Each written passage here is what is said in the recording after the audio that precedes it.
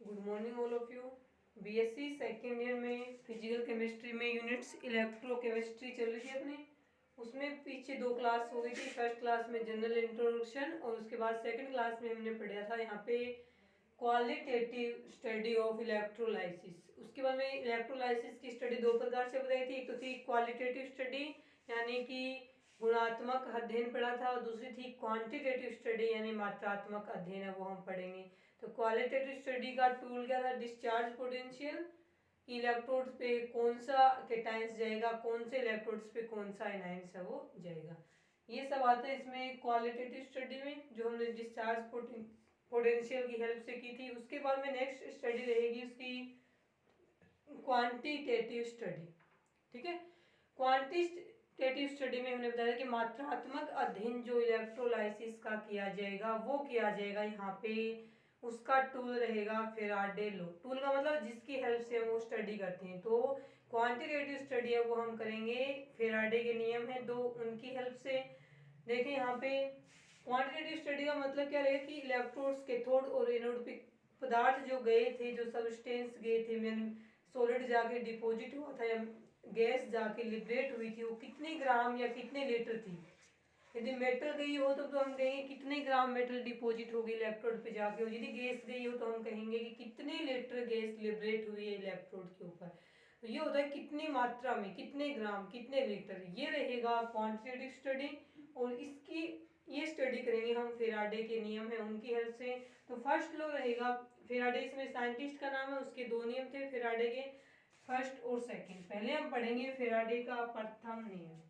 हम कहेंगे इसमें कि इलेक्ट्रोलाइसिस की क्वांटिटेटिव स्टडी करने के लिए, यानी कि कौन से इलेक्ट्रोड्स पर कितनी मेटल डिपोजिट, कितने ग्राम मेटल डिपॉजिट हुई है और कितने लीटर गैस है वो लिबरेट हुई है, ये हम पढ़ेंगे यहाँ पे फेराडे के नियमों की सहायता से। तो सबसे पहले हम पढ़ेंगे फेराडे का प्रथम नियम।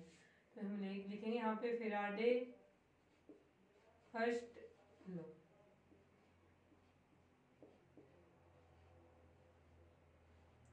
फेराडे का प्रथम नियम, ठीक है। फेराडे साइंटिस्ट का नाम है ये।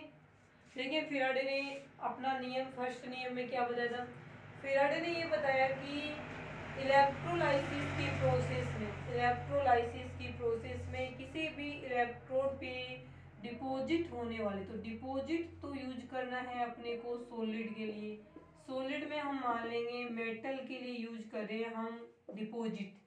तो ये किस में आएगी? ग्राम में आएगी। कितने ग्राम मात्रा है मेटल की, वो किसी भी इलेक्ट्रोड पे डिपॉजिट हुई है। और लिबरेट नाम हम किसका लेंगे? गैस के लिए। लिबरेट तो होती है गैस, और गैस का हम लिखते हैं लीटर में। कितने लीटर गैस है वो लिबरेट हुई है, या कितने ग्राम मेटल है वो डिपॉजिट हुई है। तो इसने बताया फेराडे ने अपने फर्स्ट नियम में कि इलेक्ट्रोलाइसिस की प्रोसेस के दौरान या विद्युत अपघटन की प्रक्रिया के दौरान किसी इलेक्ट्रोड पर डिपॉजिट मात्रा ग्राम में या लिबरेट होने वाले गैस की मात्रा लीटर में किसके समानुपाती रहेगी यहाँ पे? तो हम कहेंगे वो विद्युत आवेश के समानुपाती या विद्युत की मात्रा के समानुपाती होती है। डब्लू मान लिया हमने, इसको भी डब्लू मान लिया कि गैस है तो लीटर में आ जाएगी, डब्लू की जगह लिख देंगे। और मेटल है सॉलिड स्टेट में तो ग्राम की जगह आ जाएगी, उसको भी हम डब्लू की जगह लिख देंगे। तो ये फेराडे के नियम की फर्स्ट समीकरण थी। ये समीकरण आगे और भी लिखेंगे इसको, लेकिन इस समीकरण से स्पष्ट क्या हो रहा है कि इलेक्ट्रोलाइसिस या विद्युत अपघटन की प्रक्रिया के दौरान किसी इलेक्ट्रोड पर डिपॉजिट या निक्षेपित धातु की ग्राम में मात्रा या लिबरेट होने वाली गैस की लीटर में मात्रा, वहां पे विद्युत अपघटन की प्रक्रिया के दौरान कितना हम चार्ज या कितना आवेश प्रवाहित कर रहे हैं, कितना आवेश प्रवाहित कर रहे हैं, वो होगा Q, उस आवेश के समानुपाती होगी। जितना आवेश हम इलेक्ट्रोलाइसिस के दौरान प्रवाहित कर रहे हैं उस सॉल्यूशन में से, उतनी ही ग्राम में मात्रा है वो इलेक्ट्रोडों पे क्या होगी? डिपॉजिट होगी या लिबरेट होगी। ये हो जाएगा इसके समानुपात में। अब हमने को पता है कि इलेक्ट्रोलाइसिस के दौरान प्रवाहित किया गया आवेश या चार्ज Q किसके इक्वल होगा? तो हम कहेंगे ये धारा इनटू टाइम की, यानी कितने समय तक कितने एम्पियर की धारा हमने सॉल्यूशन में से प्रवाहित की है, इन दोनों का गुणनफल ही सॉल्यूशन में प्रवाहित किए गए चार्ज के क्या रहेगा? इक्वल रहेगा। तो ये Q किस में आता है? कूलाम में आता है। कूलाम किसके इक्वल होता है? कूलाम होता है एम्पियर इंटू सेकेंड। टी हमेशा सेकेंड में लिखेंगे आप यहाँ पे। तो एम्पियर इंटू सेकेंड का गुणनफल क्या होगा? कूलाम के इक्वल होगा। ये आ जाएगी इसमें 2 नंबर क्वेश्चन। अब हमें पता है कि सॉल्यूशन में से प्रवाहित की गई जो धारा होगी या आवेश होगा वो किसके इक्वल है? इसके इक्वल है। तो फ्रॉम इक्वेशन 1 एंड 2 से क्या लिख देंगे हम? यानी कि इस क्यू की जगह हम ये आई टी लिख देंगे। From equation 1 and 2 W is equal to I T, समानुपाती में आई टी।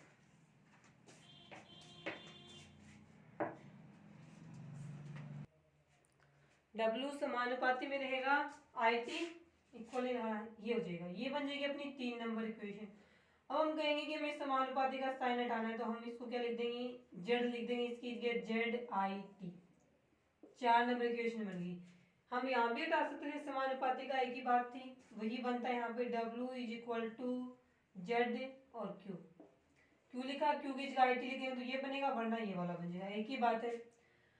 अब यहाँ पे हम लिखेंगे कि W क्या है, Z क्या है, T क्या है, I क्या है, ये सारे देखेंगे। देखना इस इक्वेशन में क्या है, ये तो अपने को पता है W क्या है यहाँ पे। तो इस इक्वेशन में, इक्वेशन नंबर 4 में W हो जाएगा weight of metal deposited, metal का देख लेते हैं, weight of metal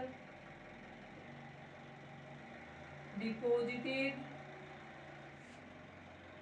at electrode,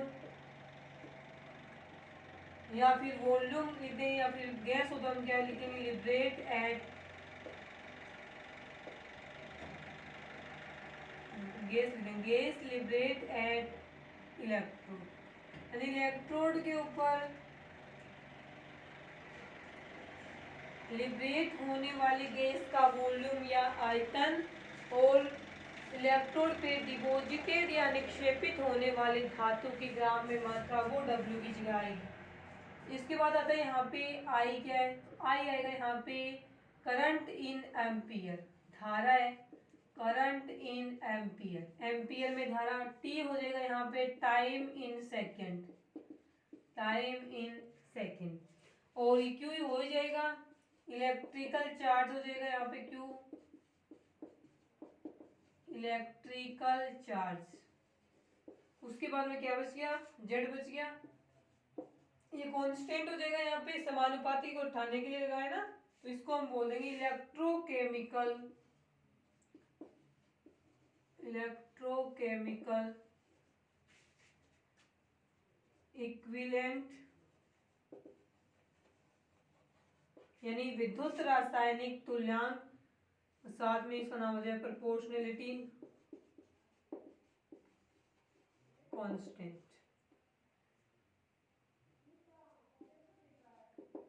constant यानी समानुपाती स्थिरांक हो जाएगा ये, या फिर इसको हम बोल सकते हैं विद्युत रासायनिक तुल्यांक, एक ही बात है, ठीक है। और ये किसके ऊपर डिपेंड करता है? विद्युत रासायनिक तुल्यांक है वो धातु की प्रकृति के ऊपर निर्भर करेगा, ठीक है। ये हो जाएगी इस इक्वेशन में, जो जो भी है वो हमने लिख दिए। अब देखिए इस इक्वेशन में हम क्या चेंज कर सकते हैं। यदि हम इफ लगाएं, if I is equal to 1 ampere और T is equal to 1 second, then change क्या होगा इक्वेशन नंबर 4 में? 1 एम्पियर 1 सेकेंड, 1 इंटू 1 1 रहेगा, तो यहाँ पे जो Z है वो W के इक्वल होगा, देन क्या होगा? W is equal to Z। ये बनेगी इक्वेशन नंबर 5। कब बनेगी? जब इक्वेशन नंबर 4 में I की जगह 1 एम्पियर हो, T की जगह 1 सेकेंड हो, तो W समानुपाती हो गया Z के। तो समीकरण नंबर 5 से हम क्या लिख सकते हैं कि यदि किसी सॉल्यूशन में 1 एम्पियर की धारा या 1 एम्पियर का करंट 1 सेकेंड तक प्रवाहित किया जाए, तो उस सॉल्यूशन का इलेक्ट्रोकेमिकल कांस्टेंट Z, विद्युत रासायनिक तुल्यांक, इलेक्ट्रोड पर निक्षेपित धातु की या पदार्थ की मात्रा के बराबर होता है।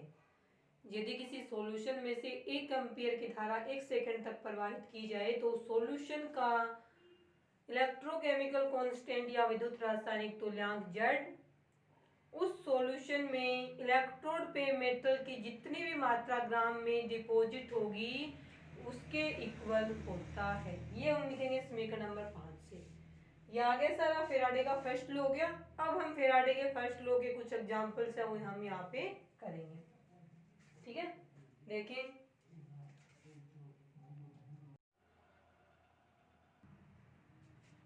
न्यूमेरिकल्स देखें इसके। फेराडे के फर्स्ट लॉ के उस न्यूमेरिकल में आपको सोल्व कौन सी इक्वेशन से करनी है वो देखो। सोल्व करने आपको एक इक्वेशन बनेगी,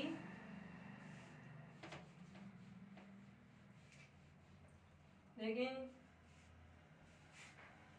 इक्वेशन क्या रहेगी आपकी।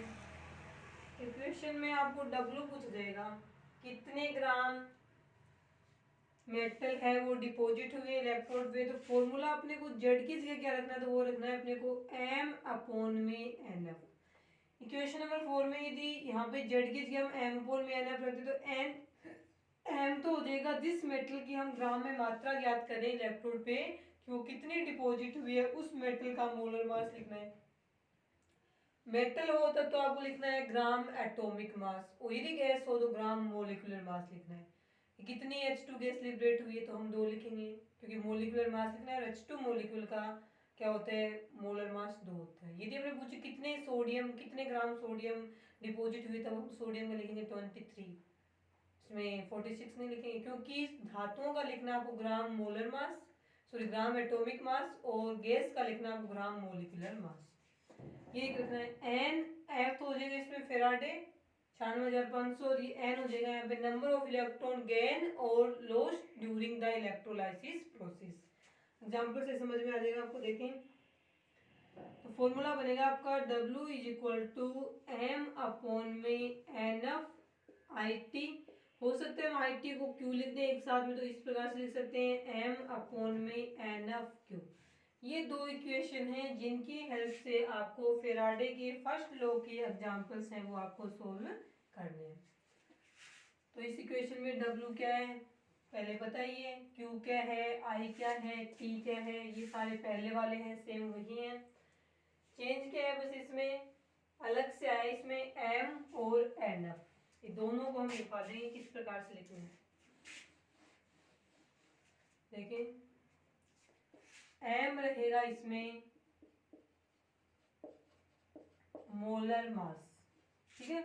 आई एग्जाम में क्वेश्चन में दिया हुआ मिल भी सकता है नहीं भी मिल सकता है। तो हम कहेंगे कि यदि मेटल हो, मेटल की मात्रा ज्ञात करनी हो हमें ग्राम में, हो सकता है अपने को कोई गैस का आयतन ज्ञात करना हो, तो मेटल के लिए तो हम यूज करेंगे वहां पे gram atomic mass. Gram atomic mass जैसे सोडियम धातु का पूछते तो हम क्या लिखेंगे वहां पे 23 लिख देंगे। एल्यूमिनियम धातु का पूछा जाए तो हम वहां पे क्या लिखेंगे 27 लिख देंगे, ठीक है। ये मोलिकुलर मास होता है इनका फॉर्मूले से मास। गैस के लिए हम यूज करेंगे ग्राम मोलिकुलर मास। इसमें तो केवल एटम का मास, एक एटम का मास यूज करना है, इसमें हमें पूरे मोलिक्यूल का मास ज्ञात करना है। जैसे H2 गैस के लिए लिखेंगे तो H2 में हाइड्रोजन एटम का तो एक होता है लेकिन H2 में 2 हाइड्रोजन एटम 2 हो जाएगा, तो हम करेंगे 2 ग्राम। इसका हम 23 ग्राम 27 ग्राम। O2 गैस के लिए लिखें तो हम लिखेंगे 32 ग्राम। सल्फर गैस के लिए नहीं लिखे हैं, फिर O2 के लिए हो गया। N2 गैस के लिए तो हम क्या लिखेंगे 28 ग्राम। तो ये याद रखना कि यदि मेटल का W ज्ञात करें तो उसका एटॉमिक मास लिखना है, और यदि गैस का W ज्ञात करें तो वहां पे हम क्या लिखना है ग्राम मोलिकुलर मास है उनमें लिखना है। और क्या बच गया इसमें स्मॉल n बच गया, तो स्मॉल n हो जाएगा यहाँ पे नंबर ऑफ इलेक्ट्रॉन गेन या फिर lost during the electrolysis process, यानी कि इलेक्ट्रोलाइसिस विद्युत अपघटन क्रिया के दौरान यदि वो मेटल जिसके लिए हम W ज्ञात करें वो मेटल यदि इसका ऑक्सीडेशन हो रहा है तब तो वो इलेक्ट्रॉन्स क्या करेगी लॉस्ट करेगी, उनकी संख्या याद रखनी है। और यदि उसका रिडक्शन हो रहा है तो वो इलेक्ट्रॉनों को गेन करेगी ग्रहण करेगी, तो उन इलेक्ट्रॉनों की संख्या हमें लिखनी है। एक ही काम करेगी धातु, या तो वो इलेक्ट्रॉनों को गेन करेगी रिडक्शन में या फिर वो इलेक्ट्रॉनों को लॉस्ट करेगी ऑक्सीडेशन में। उन इलेक्ट्रॉनों की संख्या इस फॉर्मूले में n की जगह लिखनी है, और n f हो जाएगा यहाँ पे Faraday charge of 1 mole electron, 1 मोल इलेक्ट्रॉनों का चार्ज लिखना है। तो 1 मोल इलेक्ट्रॉन पे चार्ज कितना होता है 1.6 × 10⁻⁻19 कूलम होता है। इनटू में 1 मोल इलेक्ट्रॉन होगा ना, तो 1 मोल 1 मोल में कितने होते हैं एटम 6.023 × 10⁻23 मोल इनवर्स। दोनों को गुणा करें तो ये आएगा 96,000 लगभग 96,500 कूलम मोल इनवर्स। ये रहेगा इसकी डायरेक्शन है। तो फेराडे क्या है यहाँ पे चार्ज ऑफ 1 मोल इलेक्ट्रॉन, तो 1 इलेक्ट्रॉन पे चार्ज 1 मोल में कितने एटम, ये आओगा ध्रुव संख्या। दोनों को हम मल्टीप्लाई करें तो यहाँ पे आएगा 96,500 कूलम पर मोल या कूलम मोल इनवर्स। ये रहेगा आपका फॉर्मूला। अब देखते हैं इस पे न्यूमेरिकल किस प्रकार से पूछा जाएगा। क्वेश्चन रहेगा आपका क्वेश्चन है इसमें लिखा है इसने कि कॉपर सल्फेट के विलयन में 0.5 एम्पियर की धारा लगानी है।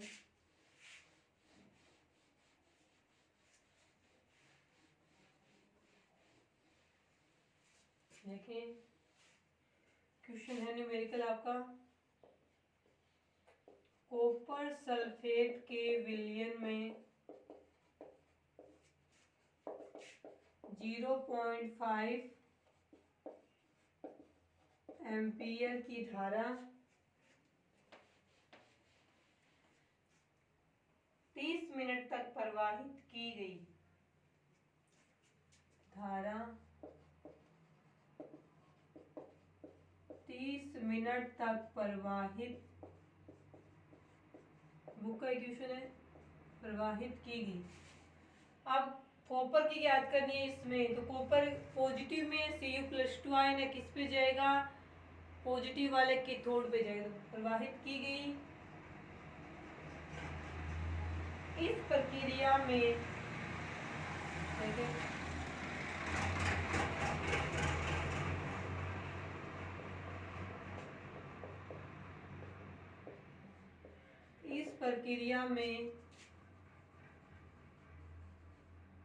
कैथोड पर निक्षेपित कॉपर की ग्राम में मात्रा ज्ञात कीजिए। ग्राम में मात्रा ज्ञात कीजिए। क्वेश्चन में आपको मोलर मास दिया हुआ है कॉपर का 63.56 ग्राम मोल इनवर्स। ये दिया हुआ है कि 1 मोल है उसका मोलर मास है वो 63.56 ग्राम मोल इनवर्स है। देखें न्यूमेरिकल को सोल्व करेंगे, फॉर्मूला देखेंगे। सबसे पहले तो हमने देखेंगे क्वेश्चन में क्या क्या दिया हुआ है, तो सॉल्यूशन में लिखेंगे गिवन। तो फर्स्ट तो हमें m की वैल्यू देख रही है, कॉपर का मोलर मास दिया हुआ है 63.56 ग्राम मोल इनवर्स। उसके बाद में हमें I की वैल्यू दी हुई धारा एम्पियर में, तो 0.5 एम्पियर। उसके बाद हम देखेंगे टाइम दिया हुआ 30 मिनट का, फॉर्मूले में अपने लिखना है सेकंड में, तो 1 मिनट में 60 सेकंड, तो 30 मिनट में 60 के हिसाब से लिखेंगे तो ये आ जाएंगे 1800 सेकंड। हो गया ये। और क्या दिया हुआ है, और तो अपने को n की वैल्यू देखनी है। अपने को पता है इस फॉर्मूले में क्या होगा, CuSO4 को ब्रेक करेंगे तो क्या बनेगा Cu+2 प्लस में 2 प्लस में SO4 -2। अब ये Cu+2 आयन कैथोड पे जाएंगे, कैथोड पर जाएंगे तो कैथोड पे क्या होता है रिडक्शन होता है। रिडक्शन होगा तो Cu+2 आयन 2 इलेक्ट्रॉनों को ग्रहण करेंगे और कॉपर मेटल बना करके कैथोड पे डिपॉजिट या निक्षेपित हो जाते हैं। रिडक्शन हुआ है यहाँ पे, रिडक्शन होगा तो इलेक्ट्रॉन ग्रहण करेंगे। और n था क्या, नंबर ऑफ इलेक्ट्रॉन गेन और lost during the electrolysis process. तो इस इलेक्ट्रोलाइसिस प्रोसेस में इलेक्ट्रॉनों को क्या कर रहा है यहाँ पे गेन कर रहा है। और फेराडे का अपने को पता है, तो n की वैल्यू हम क्या लिख देंगे 2।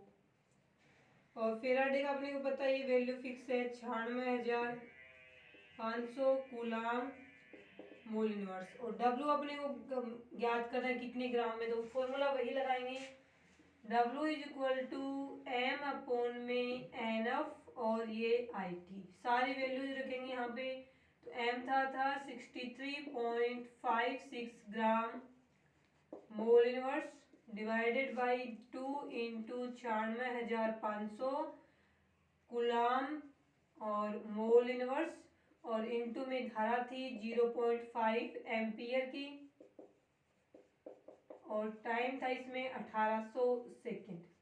अपने को पता है एम्पियर इंटू सेकेंड, इन दोनों का गुणनफल क्या बनता है, कुलाम बनता है। तो ये ऊपर है कुलाम, ऊपर की साइड में ये कुलाम से ये कुलाम कट गया, मोल इनवर्स से मोल इनवर्स कट गया, तो अपना जो आंसर आएगा वो किस में आएगा, ग्राम में आएगा। ठीक है, इसमें हम देखो ये 2 इससे कट गया, ये बच गया, बचे हुए को आप सारे को काटोगे तो इसमें आंसर किस में आएगा, ग्राम में आएगा। और इसका आंसर आएगा आपके 2.96 इंटू 10 की पावर -1 ग्राम। 2.96 इंटू 10 की पावर -1 ग्राम। यदि हम किलोग्राम में चेंज करें तो माइनस का 3 और ऐड कर देंगे, -1 पहले से था, तो ये बनेगा 2.96 इंटू 10 की पावर -4 किलोग्राम।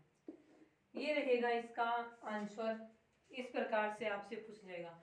हो सकता है कि क्वेश्चंस में आपको W दे दे, ये पूछ ले, हो सकता है आपको सब कुछ दे, ये N नहीं दे, वो पूछ ले, फिर तो नहीं पूछेगा। हो सकता है आपको I की वैल्यू पूछ ले सब कुछ दे करके, हो सकता है आपको T की वैल्यू पूछ ले। तो इजी है, जिस जो पूछा है उसको यहाँ रख देना, बाकी बचे हुए को यहाँ ले जाना इस साइड में, इसमें आंसर है वो आ जाएगा। ऐसे इस पे न्यूमेरिकल बेस्ड क्वेश्चन इसी प्रकार से कितने ग्राम मात्रा है यहाँ पे डिपॉजिट हुई, तो हम कहेंगे कि कैथोड पे रिडक्शन के टाइम कॉपर की 2.96 इंटू 10 की पावर -4 किलोग्राम मात्रा है वो डिपॉजिट या निक्षेपित हो जाती है। ये क्वेश्चन था मेटल के लिए डिपॉजिट हुई। यदि हमें ज्ञात करना हो गैस का वॉल्यूम, क्योंकि हो सकता है कि इलेक्ट्रोड में मेटल डिपॉजिट हो सकता है गैस लिबरेट हो, तो गैस लिबरेट होती तो उसका ग्राम में मात्रा नहीं, तो उसका जो आयतन होता है वॉल्यूम लीटर में, वो ज्ञात करना है। तो उसका एक एग्जांपल न्यूमेरिकल और कर लेते हैं, देखें यहाँ पे उसका फॉर्मूला इससे थोड़ा सा अलग है। इसमें जहां हम मोलर मास यूज करते हैं मेटल का, उसकी जगह उसमें क्या करना है, गैस वाले में 22.4 लीटर आयतन, क्योंकि पता है एक मोल का आयतन हम 22.4 लीटर मानते हैं गैस का, वो वहां पे यूज करना है। क्वेश्चन देखें क्या रहेगा आपके,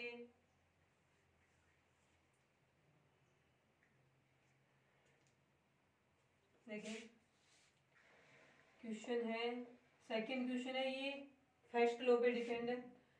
इसमें लिखा है कि CuSO4 कॉपर सल्फेट के एक्वस सॉल्यूशन यानी जलीय विलयन में 2 एम्पियर की धारा 10 मिनट तक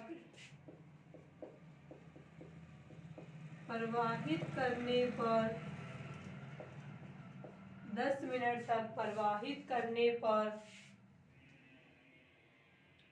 इलेक्ट्रोड पर लिबरेट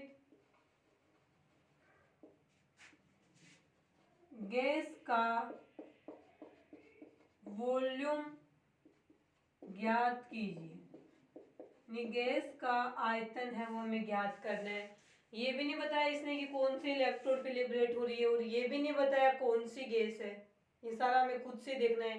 तो इस क्वेश्चन में हमें क्वालिटेटिव स्टडी की भी नीड होगी, जरूरत पड़ेगी। तो पहले तो हम ये देखेंगे कौन से इलेक्ट्रोड पे कौन सी गैस जाएगी, उसके बाद तो हम ये ज्ञात करेंगे कि वॉल्यूम कितना होगा गैस का। फॉर्मूला इसमें क्या लगेगा वो देखें आप, इसको हम सोल्व करते हैं। फॉर्मूले में हम क्या करेंगे इसमें कि फॉर्मूले में लिख देंगे VL, लीटर में आयतन ज्ञात करेंगे, तो हम करेंगे यहाँ पे कि 22.4 अपॉन में NF इंटू में IT। जहाँ मेटल वाले में यहाँ पे हमने मोलर मास लिखा था मेटल का, वहाँ पे हमें 22.4 लिखना है गैस वाले में, बाकी इसमें कुछ भी चेंज नहीं करना, बाकी सारा सेम रहेगा। यही NF आएगा, यही IT आएगा, W की जगह आयतन VL लिखना है वॉल्यूम, और मोलर मास की जगह आपको 22.4 है वो यूज करना है। अब हम देखेंगे कि इस क्वेश्चन के लिए अपने को क्या क्या चाहिए और क्या क्या अपने को दिया हुआ। तो गिवन में क्या आएगा, पहले तो हम क्वालिटेटिव स्टडी पढ़ लेते हैं इसकी कि क्या लिबरेट होगा। तो देखो इसमें एक्वस सॉल्यूशन है, जलीय विलयन। तो देखो CuSO4 है, उसके साथ में H2 है, दोनों को देखो Cu+2 आयन, SO4 -2 आयन, इसमें से H पॉजिटिव आयन और OH नेगेटिव आयन। तो इसने वो तो बात ही नहीं की, इसने तो कहा कि इलेक्ट्रोड पे लिबरेट गैस का हमें यहाँ पे वॉल्यूम है वो ज्ञात करना है। इन दोनों की बात कर रहा है, इसका मतलब ये इन दोनों में से कौन सा है वो यहाँ पे लिबरेट होगा। तो मान लेते हैं ये इलेक्ट्रोड पे, ये मान लेते हैं कि इलेक्ट्रोड रहेगा यहाँ पे एनोड, एनोड पर लिबरेट गैस का, क्योंकि ये भी तो जाएगी, ये भी तो गैस ही बनाएगी, कैथोड पे चली जाएगी। हम एनोड वाला ज्ञात कर लेते हैं। ये होता है इसमें कि डिस्चार्ज पोटेंशियल इसका ज्यादा इसका कम है, और जिसका डिस्चार्ज पोटेंशियल कम है वही क्या आ जाएगी, एनोड पे जाएगी। इसका डिस्चार्ज पोटेंशियल कम है तो ये एनोड पे जाके क्या बनाता है, O2 गैस बनाता है। अब ये O2 गैस कितने इलेक्ट्रॉनों को ग्रहण करके बनाएगा यहाँ पे, तो OH नेगेटिव है, कितने OH नेगेटिव जाएंगे, 2 OH नेगेटिव जाएंगे, तब जाकर के ये O2 गैस है वो बनाएगा। अब ये आएगा कि इसमें ये इलेक्ट्रॉन्स कितने ग्रहण कर रहा है, तो ये ध्यान रखना कि प्रत्येक ऑक्सीजन है, ये इसको ब्रेक करेंगे तो ऑक्सीजन पे -2 चार्ज आएगा। इसमें 2 ऑक्सीजन है, एक ऑक्सीजन पे -2, तो वो ऑक्सीजन 2 इलेक्ट्रॉन त्याग देगी और एक हाफ ऑक्सीजन, लेकिन 4 ऑक्सीजन यहाँ पे प्रेजेंट होंगे। इसके हमें क्या लेने हैं, यहाँ पे 2 OH नेगेटिव लेने हैं। अभी जो 2 OH नेगेटिव है ना, ये क्या करेंगे, 4 इलेक्ट्रॉनों को त्यागेंगे, तब जाके इसमें से क्या बनेगी, O2 बनेगी। तो हमें यहाँ पे मिल गई कि N की वैल्यू क्या आ गई, 4 आ गई, क्योंकि एनोड पे जा रहे हैं, ऑक्सीडेशन हो रहा है, ऑक्सीडेशन होगा तो इलेक्ट्रॉन इसमें से बाहर निकलेंगे, तब इसने N की वैल्यू अपने को आ गई 4। तो हम यहाँ पे लिख देंगे कि N तो मिल गया हमें 4, फेराडे का बताइए 96,500 कूलाम मोल इनवर्स। आई इसमें दी हुई है 2 एम्पियर, टाइम दिया हुआ है 10 मिनट, सेकंड में चेंज करेंगे तो ये आ जाएगा 600 सेकंड। और O2 गैस है ही, इसका तो अपने कुछ लिखना नहीं, ज्ञात ही करना ही तो अपने को। अब देखें इसका वॉल्यूम VL किस प्रकार से ज्ञात करेंगे, तो फॉर्मूले में लिख देंगे वैल्यू 22.4 अपॉन में 4 इंटू 96,500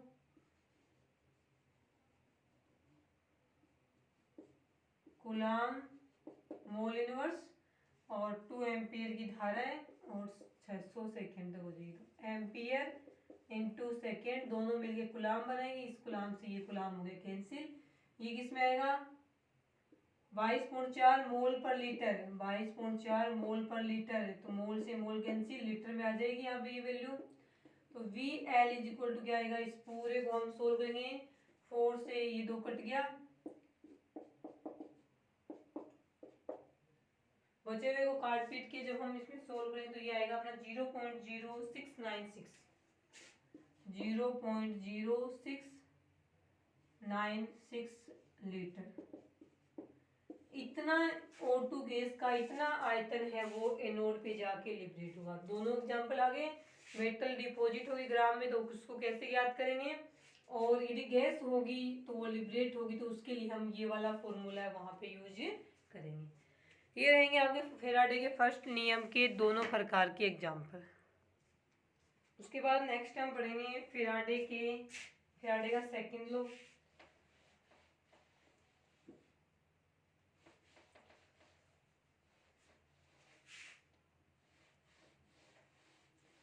देखिए ये भी फेराडे के द्वारा दिया गया था, फेराडे का द्वितीयक नियम। देखिए इसमें क्या रहेगा, नेक्स्ट पढ़ेंगे रहेगी फेराडे का सेकंड लॉ या द्वितीयक नियम, सेकंड लॉ ऑफ फेराडे।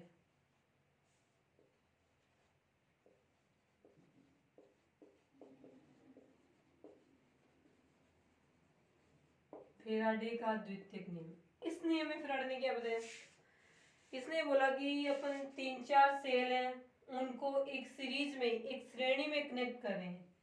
यहाँ पे एक सेल है, कितने में, 2, इन सभी को हम एक सीरीज में एक श्रेणी में कनेक्ट कर रहे हैं। ऐसे सभी में दो दो इलेक्ट्रोड्स लगे हुए हैं। यहाँ पे ये बैटरी से जुड़े हुए हैं, ठीक है। अपने को क्या करना है, ये ध्यान में रखना है कि सेकंड लॉ में जो सेल होंगे जितने भी, वो सारे के सारे एक सीरीज में जुड़े हुए हैं। अब जरूरी नहीं है इसमें सेम इलेक्ट्रोलाइट्स भरा हुआ हो, जरूरी नहीं है। किसी में जिंक सल्फेट है, किसी में कॉपर सल्फेट है, किसी में NaCl है, किसी में कुछ है, किसी में कुछ है, ये होगा।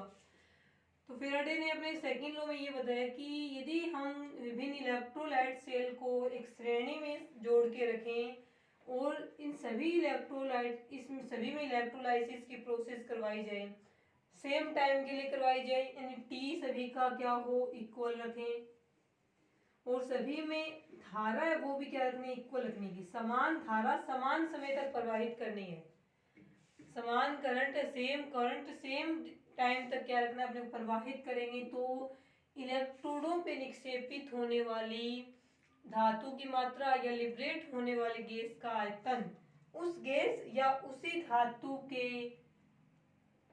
विद्युत इसमें जो रासायनिक तुल्यांक होता है जेड, उसके क्या रहेगा, यहाँ पे इक्वल रहेगा। विद्युत रासायनिक तुल्यांक, उसी धातु का विद्युत रासायनिक तुल्यांक और उसी धातु की इलेक्ट्रोड पे मात्रा क्या रहेगी, यहाँ पे इक्वल या समानुपाती रहेगी। ये रहेगा इसमें फेराडे का सेकंड लॉ। इसको इस प्रकार से कर सकते हैं कि इन सभी को एक साथ में जोड़ दिया, मान लीजिए बड़ी बैटरी लगा दी, सभी सेल को हमने एक साथ जोड़ दिया, तब हम कहेंगे यहाँ पे कि उस टाइम सभी इलेक्ट्रोडों पे निक्षेपित होने वाली मात्राएं उनके इक्विवेलेंट मास या तुल्यांकी भार के समानुपाती होती हैं। तुल्यांकी भार को हम जेड से लिख सकते हैं। तो एक बार फिर से सुनिए, सेकंड लॉ क्या रहेगा कि यदि हम विभिन्न सेलों को श्रेणी क्रम में जोड़कर विद्युत की समान मात्रा समान समय तक प्रवाहित करते हैं तो विभिन्न इलेक्ट्रोडों पे निक्षेपित होने वाली मात्रा, पदार्थों की मात्राएं उनके रासायनिक तुल्यांक या तुल्यांकी भार के समानुपाती होती हैं। अब यदि हम एक सेल की बात करें तब इसको हम सोल्व कर सकते हैं। देखना कैसे करेंगे कि मान लीजिए ये सेल था, ये दो इलेक्ट्रोड लगा दिए, इलेक्ट्रोलाइट्स भर दिया कोई भी इसमें, दोनों को हमने बैटरी से जोड़ दिया। अब यहाँ पे इस एनोड पे और इस इलेक्ट्रोड पे, इनके ऊपर जो मात्राएं निक्षेपित होंगी ना वो इक्वल रहेंगी आपस में, जितनी इसके ऊपर होगी उतनी ही इसके ऊपर आएगी। इसे हम समझते हैं एक एग्जाम्पल से। इसको हम इस प्रकार से मानेंगे, फॉर्मूला फर्स्ट लॉ से ये बना देना अपना, m अपॉन में nf इंटू में it। तो m अपॉन में n क्या होता है, मोलर मास अपॉन में n number of electrons gain और lost during the electrolysis process. ये होता है इक्विवेलेंट मास के इक्वल, मोलर मास तुल्यांकी भार। ये E आ गया तो इसको हम इस प्रकार से लिखते हैं, W is equal to E upon में फेराडे था ना F, इसको हम IT के नीचे लिखे, ये लिखे W इज इक्वल टू, ये E इस साइड है तो इसके नीचे लिखा जाएगा ना, तो ये हो जाएगा IT अपॉन में। अब I और T इक्वल रख रहे हैं हम इलेक्ट्रोलाइसिस के दौरान सेकंड लॉ में, और फेराडे अपने को पता है 96,500 कांस्टेंट, तो पूरा ही क्या हो जाएगा, कांस्टेंट हो जाएगा, क्योंकि हम धारा और टाइम तो चेंज ही नहीं कर रहे हैं, सभी सेलों में समान धारा समान समय के लिए प्रवाहित कर रहे हैं, तो दोनों कांस्टेंट है, ये कांस्टेंट है, तो ये पूरी वैल्यू ही क्या हो जाएगी, कांस्टेंट हो जाएगी। तब हम कहेंगे कि W अपॉन में E के अनुपात क्या हो जाएगा, कांस्टेंट हो जाएगा। W अपॉन में E is equal to constant. आगे आपकी समझ में, इससे आपको न्यूमेरिकल्स है वो आगे यहाँ के सोल्व करने हैं। तो रेशियो इनका इक्वल रहेगा, 3 इलेक्ट्रोड्स थे तो W1 W2 W3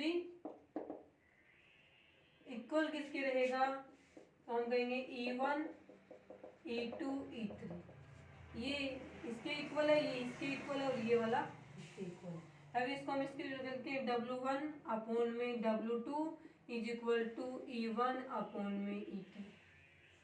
तो ये इनका तुल्यांकी भार है, ई में लिखा हुआ है, तो सबस्टेंस फर्स्ट जिसका W1 है उसी का E1, दोनों एक दूसरे इक्वल है, जिसका W2 है उसी धातु का क्या है, तुल्यांकी भार है।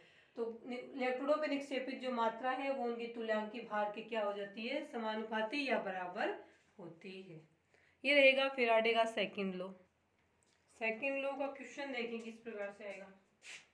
फॉर्मूले ये रहेंगे सेकंड लॉ का, देखें क्वेश्चन ये दिया हुआ है सेकंड लॉ का कि एक तो जिंक का सॉल्यूशन है, जिंक सल्फेट का मान लीजिए, और एक सॉल्यूशन है अक्ष अननोन का लिख दिया कि दो सॉल्यूशन है, एक सेल में सॉल्यूशन है जिंक सल्फेट का, दूसरे में अक्ष का है। इन दोनों के डब्ल्यू दिए हुए, एक का दिया 0.348 ग्राम और कॉपर जिंक सल्फेट में दिया हुआ 1.246 ग्राम।